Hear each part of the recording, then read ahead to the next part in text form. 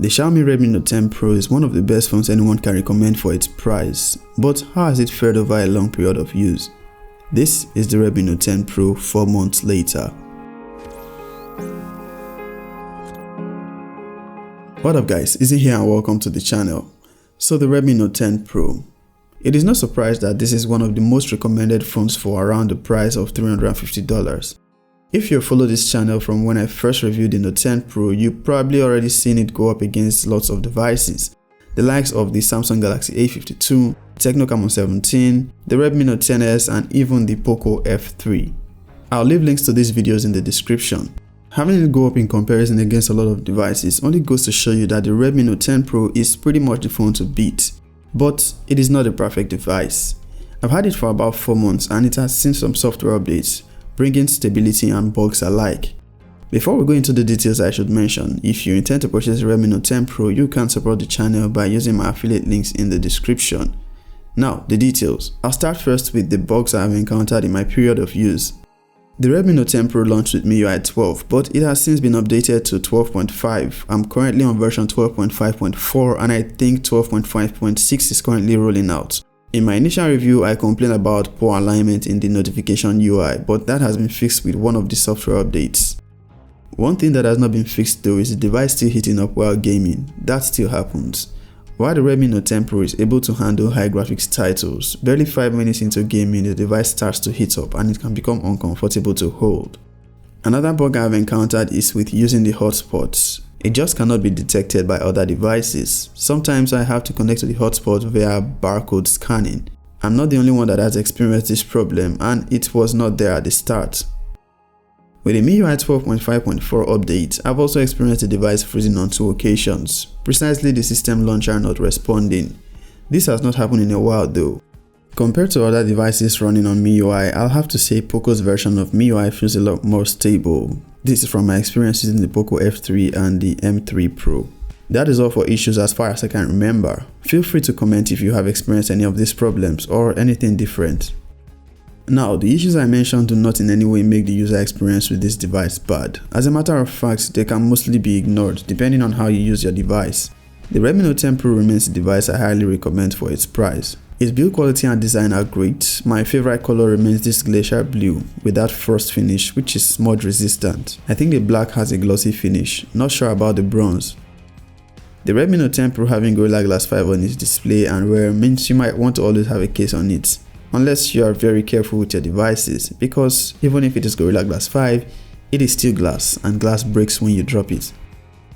The display of the Redmi Note 10 Pro still remains one of the best at its price, bringing a really bright AMOLED display.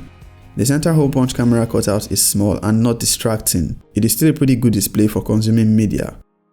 Aside being a gorgeous AMOLED display, it has a high 120Hz refresh rate, which I'll say is pretty good, though not as smooth as what you get on the Poco F3 or X3 Pro, but that is understandable as these devices have way more powerful processors. You are able to dial it down to 60Hz, which will give you significantly better battery performance, as you will find the battery life on 120Hz not the most impressive for a 5000 mAh battery. The speakers on the Redmi Note 10 Pro is another feature to love about it. They are stereo speakers and they sound great. I also like the positioning of the fingerprint scanner on the power button and not on the display like we see with other AMOLED display devices. It is very fast and responsive, though some might prefer the in-display fingerprint scanners.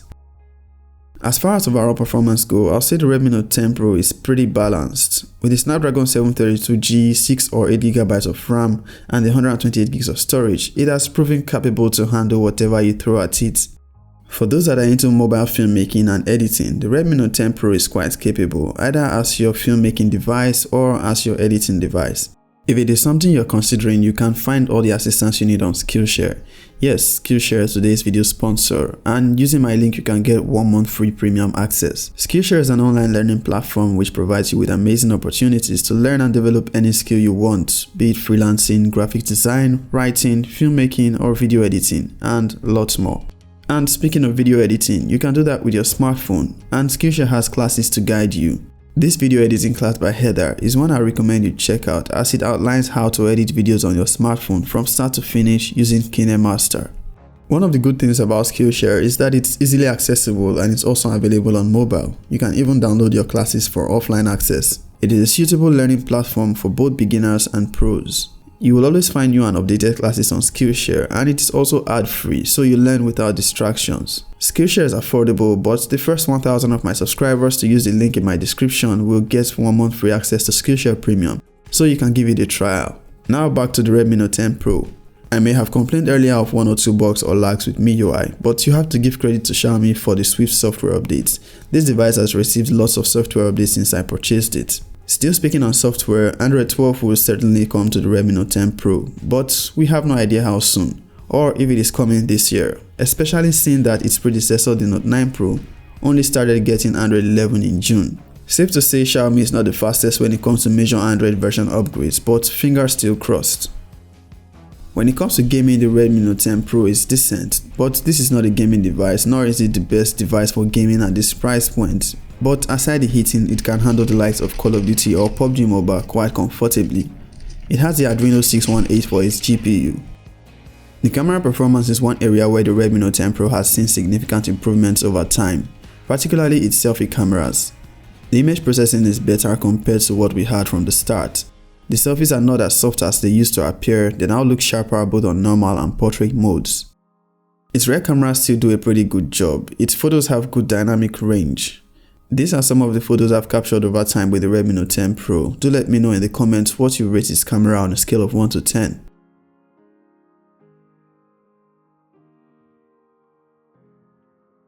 The video performance of the Redmi Note 10 Pro is pretty good as it records 4K at 30 FPS, though it only does this from the rear cameras. Its software stabilization is decent, autofocus on the main camera is also pretty good. Summarily, if you ask me, I'll say the Redmi Note 10 Pro is a pretty solid device, highly recommended. It is one you'll be satisfied spending your money on. Design and build quality is great, overall performance is balanced, and it is easily one of the best phones to recommend for its price. If you found this video helpful, do not forget to hit that thumbs up and also consider subscribing to the channel. Peace out.